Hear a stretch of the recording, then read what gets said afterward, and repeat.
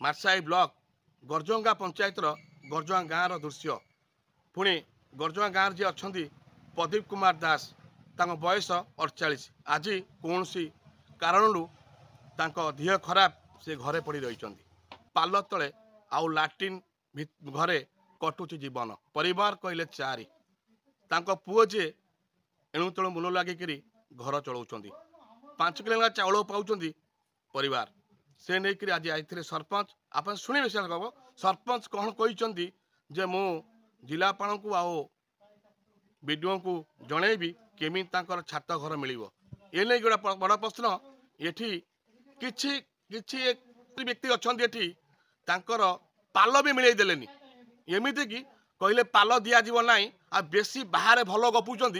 कहीं आइलेनी ये नहीं जो व्यक्ति गपुंट से व्यक्ति केवे नाकि जाइए कि जिला ऑफिस की ना वीडियो पाखक अच्छी ससा जाए वीडियो भागे पचारतु सांबादिक कौन करेंगे ये लोक कहते सांबादिक कौन कर अर्थ हो कौन जेहेतु कि आम खबर नहीं पहुँचू जिला प्रशासन पाखे जिला प्रशासन देखला सत्यता प्रकाश कर मिल कि मिल घर थाई लोक घर मिलूँ वीडियो पाखक फाइल जाऊँच लेखाई किंतु चुपचाप रही जाऊँगी कहीं जिते बड़े जोड़ा गरीब लोक खाइया पाऊनी घर खंडे पाऊनी छात घर माने लाट्रिन घर रोचे पाल तो रोचे मार्साई वीडियो से जानिया दरकार ये गरजंगा पंचायत गरजंगा गाँव में ये लोक पुणी अच्छा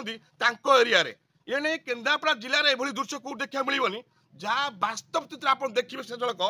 पाल तले पुणी लाट्रिन बहुत दुखर विषय ये चली राजनीति किए कौ सत किए कौ मिछ घर मिलूँ किंतु थिला बेलार घर नथिलार घर ना देखिए पाखिला केबे प्रशासन और विडीओ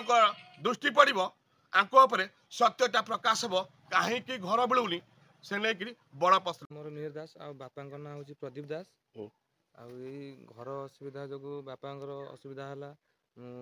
दशम पढ़ुली दशम पढ़ा पाइला दशम पढ़ा पाइला मुझे देखिली घर एमती अशांति होती सब पैसा पत्र ना जो जाऊँच 200-300 मूल लगे आणुंट बापा मध्यस्थी कम करती जीवे जो 100 खर्च मिल से आनी दिखती आदि एमती हूँ असुविधा हबार तो ये मुझे देखिली घर असुविधा सब कांदिक लास्ट मुझे पढ़ा छाड़देली पढ़ा छाड़ला लास्ट को जाऊँगी मूल लगुच जो गाड़ी शिखिक जाऊँगी 500-1000 एमती आनिक घर चलाऊँ परिवार 4 जन बापा बो मो भौणी भौणी बड़ घर कहीं मिलनी कौन घर रोच लाट्रिन घर रोच एमती तो प्रशासन मुझे ब्लॉक गली सब आड़े गली पचारि ना तुम आसनी तुम ना लिस्ट ना तो घर तो समस्त थाई घर मार्साई पंचायत सारा थाई भी मुझे देखुची मिलूँ घर थाई मोर घर ना पालरे मुझे शोची देखला मत मिलूनी मुझे कौन करी आम प्रशासन जहाँ करेंगे प्रशासन को कहीदे से जहाँ करा करेंगे आ मुझे कौन करी ना मुझे कौटी दौड़ी पारि मुझे एकाटे साढ़े दौड़ी आड़े कौटी एकाटे चलो घर मत घरे बस जाऊँगी घर बापा देह तो एमती घरे पड़ी रही भौणी तो घरे अच्छी भौणी तो किसी तार बाहागर भी होना मुझे कौन करी बाहागर भी कर पैसा ना बोली से मोटू बड़ परिचय देवे नमस्कार मु कादमिनी दास गरजंगा पंचायत कहे आप गरजंगा पंचायत गरजंगा गाँव में जन अच्छा प्रदीप दास जी मध्यस्थी कम करती सी आज रोगे पीड़ित देखा मिली पाल आउ लाट्रिन हूँ गृह मान रही जगह आउ सेमती घर पर किसी ना आपन तो निहाती भोट होता माने ठिया होते घर को आसी भोट कौन विषय कहे कहीं घर मिली कौन कौन कहे आम भोट बेले आसीचु हमको घर देखीचु से बहुत हैरान रोच मौसा देह प्रदीप दास जे देह बहुत खराब से भी स्त्री ये पाल टाणी भंगा घर रही लाट्रिन घर रोसे कर खाऊँ बहुत हैरान रोच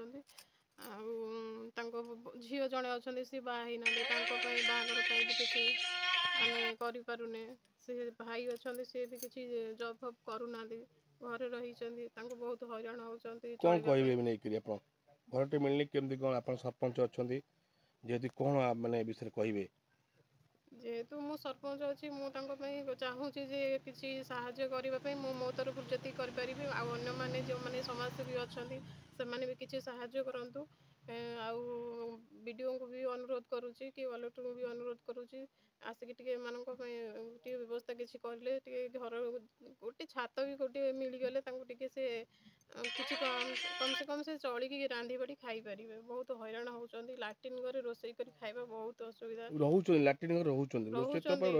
ଲାଟ୍ରିନ୍ ଘରେ ରହୁଛନ୍ତି ଯୋଉଟା କି ଲାଟ୍ରିନ୍ ଘରେ ରହିକି ରୋଷେଇ କରି ଖାଉଛନ୍ତି। ଆଉ ପାଲ ଟାଣିକି ଏଠି ବି ରହି ହେଉନି। ଜୀବଜନ୍ତୁ ଭଲ ମନ୍ଦ ଘରେ ପଶୁଛନ୍ତି। ବହୁତ ହଇରାଣ ହେଉଛନ୍ତି। ଦେଖିକି ବହୁତ ଦୁଃଖ ଲାଗୁଛି। ଆଉ ମୁଁ ଚାହୁଁଛି କି ଭିଡ଼ିଓ ଆଉ ମହୋଦୟ ଆଉ ଆମର କଲେକ୍ଟର ଟିକେ ସାର୍ କିଛି ହେଲ୍ପ କରନ୍ତୁ ଆମକୁ। କୁହନ୍ତୁ। ଆଉ ଅତନୁ ଭାଇଙ୍କୁ ବି ଅନୁରୋଧ କରୁଛି ଆସି ଟିକେ ଦେଖା କରନ୍ତୁ। କି ଦେଖିକି ଆମ ଅବସ୍ଥା ବହୁତ ଖରାପ, ଟିକେ ଦେଖିକି କିଛି ଯଦି ସାହାଯ୍ୟ କରିବେ। ଗୋଟେ ଛାତଟିଏ ଘରଟିଏ ଦେଇଦେବେ ତାହେଲେ ବହୁତ ସେମାନେ ସେତିକିରେ ବି ଖୁସି ହେଇପାରିବେ। ପ୍ରଦୀପ ଦାସ ପିତା ଦୈତ ଦାସ ଜଣେ ବାବୁ ଅଛନ୍ତି, ଯେଉଁଠି ତାଙ୍କ ଭୀଷଣ ଦେହ ଖରାପ, ଘରେ ପଡ଼ିଛନ୍ତି। ତାଙ୍କ ପୁଅଟି ବେକାର, ତାଙ୍କ ସ୍ତ୍ରୀଟି ଦେହ ମାନେ କିଛି ବହୁତ ଖରାପ। ଗୋଟେ ଝିଅଟି ବହୁତ ବୟସରେ ବିବାହ ହେଇପାରୁନି। ତାଙ୍କର ବର୍ତ୍ତମାନ ପାଲ ତଳେ ଘର ନାହିଁ, ପାଲ ତଳେ ରହୁଛନ୍ତି। କିନ୍ତୁ ତା ବର୍ତ୍ତମାନ ରହୁଛନ୍ତି ଗୋଟେ ଲାଟ୍ରିନ୍ ଘର, ସେ ଲାଟ୍ରିନ୍ ଘରେ ଶୁଆବସା କରୁଛନ୍ତି। ଏ ବିଷୟରେ ମୁଁ ବର୍ତ୍ତମାନ ଆମ ରମେଶ ବାବୁ ପିଓଙ୍କୁ ବହୁତ ଅନୁରୋଧ କରିଥିଲି। ସେ କହିଲେ ଘର ବିଷୟରେ ଆମେ ଜାଣିନାହିଁ। ତେଣୁ ମୋର ଏତେ ଅନୁରୋଧ, ମୋର ପ୍ରିୟ ନେତା ଅତନୁ ବାବୁଙ୍କର ଏତେ ଅନୁରୋଧ, ତାଙ୍କୁ ଗୋଟେ ଛୋଟ ଘର ଖଣ୍ଡେ ଯୋଗାଇ ଦେଲେ ସେ ବହୁତ ଶାନ୍ତି ରହିବେ। ତେଣୁ ଆମେ କ'ଣ ଆମ ଗ୍ରାମବାସୀ ମଧ୍ୟ ତାଙ୍କୁ ବହୁତ ସାହାଯ୍ୟ, ଭଲ ମନ୍ଦ ଆମେ ବି ତାଙ୍କୁ ସାହାଯ୍ୟ କରୁଛୁ। ଆଉ ଟିକେ ଅତନୁ ବାବୁଙ୍କର ଏତିକି ଅନୁରୋଧ, ବାବୁ ଟିକେ ତାଙ୍କୁ ଟିକେ ଘର ଖଣ୍ଡେ ଦେଲେ ସେ ବହୁତ ଟିକେ ଶାନ୍ତି ରହିପାରିବେ। ଆଉ ତାଙ୍କର ଆର୍ଥିକ ଅବସ୍ଥା ବହୁତ ଖରାପ, ଯଦି କିଛି ତାଙ୍କ ସ୍ୱାମୀଟି ବହୁତ ରୋଗ ସଜ୍ଜାରେ ପଡ଼ିଛନ୍ତି, ଯଦି କିଛି ନଗଦ ଆକାରରେ କିଛି ପଇସା ପତ୍ର ଦେଲେ ମଧ୍ୟ ସେ ଟିକେ ଉପକୃତ ହେବେ। ଆଉ